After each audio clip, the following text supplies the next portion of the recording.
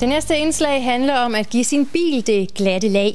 I stedet for at lade det være op til børsterne i vaskehallen, kan man nu selv sørge for at holde bilen ren i en ny gør-det-selv-vaskehal. Det er ikke den bedste dag at vaske bilen på. Folk vasker biler, når det er godt vejr, så det er ikke en rigtig god vaskedag i dag. Alligevel er der masser af kunder i den nye vaskehal i Holbæk. Jeg var her i går, også med min egen bil, men i dag er jeg sammen med min onkel. Han har 2 biler, så vi var nødt til at komme 2. Om det skyldes introduktionstilbuddet på 1 krone eller de nye muligheder vil tiden vise. Lige nu er kunderne enige. Altså, jeg synes, det er meget sjovt. Det er første gang, jeg har set sådan et sted i Danmark. Jeg synes, det er smart, det der. Ideen kommer fra udlandet. Konceptet er enkelt. Kunderne betaler for det sæbe og vand, de bruger. Knofedtet, det er gratis.